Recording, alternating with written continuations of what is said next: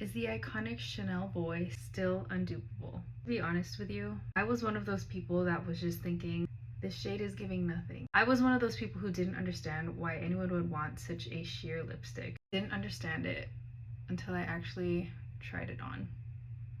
You could tell by the previous clip I have pretty pigmented lips. What's great about Chanel Boy is that it truly is a beige lipstick.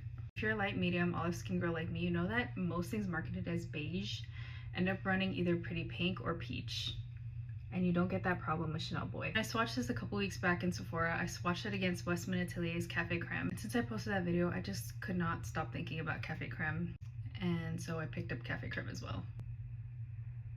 And this is Cafe Creme by Westman Atelier. See, they are very similar but slightly different. I'm removing Chanel Boy here. So on this side I have Chanel Boy, and you can see the beauty of the shade. It truly just mutes down the lips a little bit. Westman Atelier's Cafe Creme. So you can see here they both do something kind of similar, where these beigey greigey tones mute out the color in my lips without looking like full-on gray. So this is Chanel Boy. This is Westman Atelier Cafe Creme. So what I noticed the most is that Chanel Boy, it's almost like a lip oil. The number one difference I would say is the texture. And Westman Atelier definitely feels like it has a little bit more body to it. When I rub my lips together, Chanel Boy really just feels like a lip oil. Compared to Westman Atelier, it feels a little bit more cushiony. And it feels like there's like a little bit of that barrier between my lips. Chanel Boy feels a lot thinner. Westman Atelier definitely feels more of that like cushiony balm feel.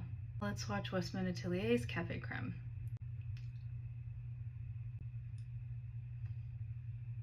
This is Westman Atelier Cafe Creme. It doesn't smell minty, but it gives you that minty tingly feeling on your lips. Nothing bothersome at all, just something that I'm noticing. Chanel is so slippery, it gives you a little bit more of that glassy shine. Now let me show you why I love Chanel Boy, because look at how this looks on top of the lip. It adds just a touch of glassy shine.